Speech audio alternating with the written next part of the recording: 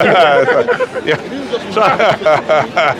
But what we are saying to you, like for example, if what I'm bringing you evidences that makes sense to you, yeah, that's what we want you to ponder and to think about. Like for example, this Quran, the one that you have, there are certain information that there are certain information which mentioned in the Quran. It's impossible for someone who is known as illiterate man, lived in the Arab Peninsula, to bring these things, to talk about this information. We're not talking about scientific information, we're talking about facts, things which are facts, real facts, yeah? Like for example, 1400 years ago, yeah? What do you think the knowledge of the people about cosmology? Sorry? What is the knowledge of the people about cosmology, about the space? What time are we talking? 1400 years ago. So, 5th century. 5th century. 500. Well, assuming they knew about the ancient Greeks, I'm assuming they know that the world is round, that the sun is central. No, not the sun is central. I guess they'd still say that the Earth is the central universe. Yes, okay. I guess they still... Do they have knowledge about the space, what we know nowadays? Knowledge of what? About the space, about cosmology, the way that we know nowadays. Well, they'd have some of it. They wouldn't have all of it. Do they have it, what we know nowadays? Not all of it, no. Again, what they know? Well, they knew about constellations and things like that. They can navigate. Do you think they know that these stars are millions of light years away from us? Do you think they know this? I don't know. What do you mean I don't know? They thought the stars. Did they think the stars were fixed? Did they think the stars moved? Did they think this? What about the universe? Did they expansion of the the universe? expansion of the universe? Well, Did they because understand? the planets appear as stars and they move in relation to the other stars. Yeah. So, But that's not the point. The point is, do you think the universe is expanding? And did they know that back then? The discovery of the expansion of the universe. you is very either say the universe is expanding or it stays the same or it shrinks. So if just by random you've got a 33% chance of picking the right one. But what about if there is all the choices which was mentioned in the Quran, all of them are accurate, 100%? That would be very unlikely. Okay. So for example, God has said in the Quran, I will not make an oath by the positions of the stars. And it's a great oath. But you are not yet aware of it. So God is addressing the Arabs at that time, saying to them, when God making an oath by something in the Quran to tell you this something is significant, this something is important, you need to ponder, you need to think about it. And yet, because there are certain things God had made an oath by it in the Quran, and then said about the positions of the star. So basically, when the light departs from the star, and it takes millions of years until it reaches your eye, by the moment that you are seeing that star already is gone. Why? Because because the universe is expanding, or it could vanish to become black hole. Yeah. So it takes them millions of years until we discover this. Now you see here in Islam, Allah confirms that what you see when you stare in the night, you look to the stars, you're literally staring at the positions of the stars when the light departed from them. Who taught Muhammad about this fact? We are not talking about a fact, we are talking about a detailed fact. Now, in the same time as well, about the expansion of the universe, Allah says, we have created the heavens and we are expanding it. So God is confirming about another expansion. So he said it's impossible for all this probability to be accurate. Now we have two things about the space. Allah says as well that we as well about even the circularity, for example, about the earth, that it's round, and all of these things, yeah, and even that the queer, for example, which is to make it round, the things above us, that it's like rounded shape. All of these things are facts mentioned in the Quran, and not just that. There are as well about talking about the fetus in the womb of the mother, the development of the fetus in the womb of the mother, how it developed, etc. So all of these things The darkness at the bottom of the ocean. The dark, for That's example, a great one. That was the one that made me convert. Actually, one of the things, actually, what do you think? Have you been to the ocean before? Yes. Do you think people 1400 years ago, they will have the knowledge what happens deep in the ocean? Without scuba diving equipment, do you think how deep do you think the person could go 1400 years ago. 400 In the years 5th ago. century. By the way. There was about 50 meters, I think, wasn't it? Maybe. Okay. Something like That's that. pretty. Let's say- I let's- think that if we could put it at that, yeah. Even then, you. Now here, you see here, look at this, yeah. Allah says in the Quran, those who are away from the guidance of God, like someone deep in the bottom of the ocean. Above him there is a wave.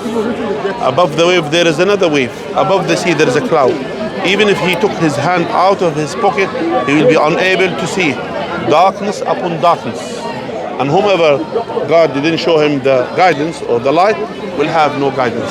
So God is talking about a specific type of darkness. God could say, someone who is away from the guidance of God, they are in pitch darkness. Fine. But God is talking about a detailed darkness. So when the sunlight comes, and if it's a cloudy weather like today, 40% of the light will be reflected back, and barely 60% will go through. Now, if whatever remains from the sunlight reaches the surface of the sea, and if the surface of the sea has waves, what does the waves do to the light?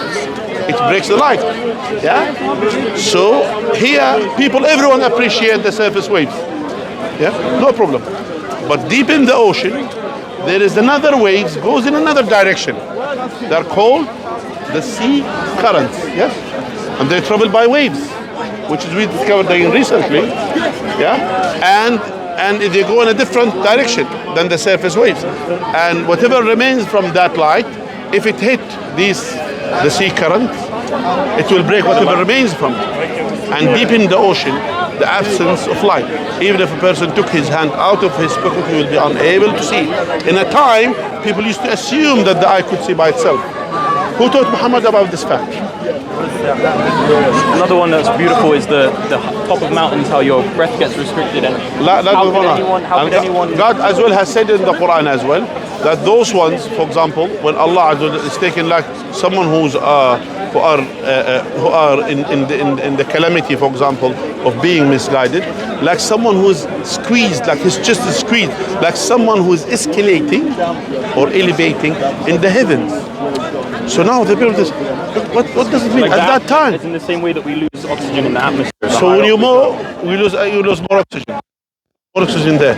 In the So there's Arabian no- Peninsula, there's no mountains that are that high. There are even around, so even then to say that we had the ability, you couldn't climb mountains until 100 years ago without bringing eternal oxygen tanks. People couldn't really get them very high. The fact that somebody from a desert where there's really not many huge mountains with snow-top mountains, because this is what made me convert. These two ones are. In my opinion, the fact that an illiterate man from a desert with no knowledge, illiterate, and as well there are as well historical evidences as well talking about certain things which is confirmed in the Quran. Who taught Muhammad? And by the way, Quran is not science book, but has facts. Quran is not a historical book, but it has facts about history. So that's what the Quran is. So now here, to you, Harry, we are telling you to be Harry now, to follow the true faith. That's what I'm saying now to you, Harry. Because you never know. And at the end of the day, that's what we said to you in the beginning of our conversation. If it makes sense to you, not to me, will you accept to be Muslim? If it makes sense. Did what I said to you make sense to you? So far? Okay. I will have a read of this. Have a read about it. We have something more, by the way. I was going to say the modern science one. Yeah. But these are good ones. Just only have a read about them. These are. You have the Quran. And we are here. Let me know if you need anything in the future. All right, my brother? We ask Allah to guide him. And by the way, we are here in the Hyde Park, inshallah ta'ala. We are here in the Hyde Park, alhamdulillah, Speaker's Corner. Anyone who has questions about Islam, anyone want to know more about Islam, we advise them, he went there just quickly.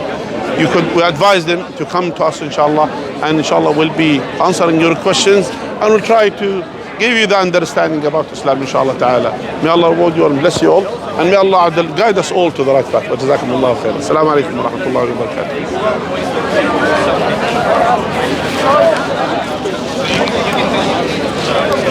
He's an atheist. He is agnostic, he said. Just put them here, Sheikh. Okay. Salam. Where's the mic, man? The mic in my car. Oh, you right? Where did you meet the Agnostic, he was agnostic. Alhamdulillah, it was good.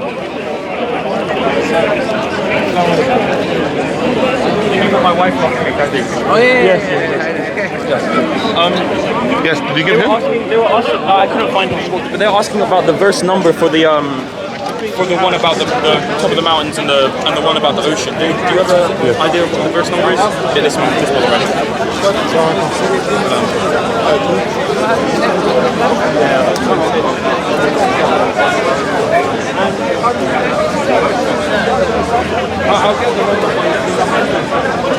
I mean, if you want to take this, it's a great book. My wife said this is one of the books that made her convert to Islam. So it's a book that really made her. Okay, here. This is Surah Al-An'am, verse number 125. Allah says, get the translation. Get that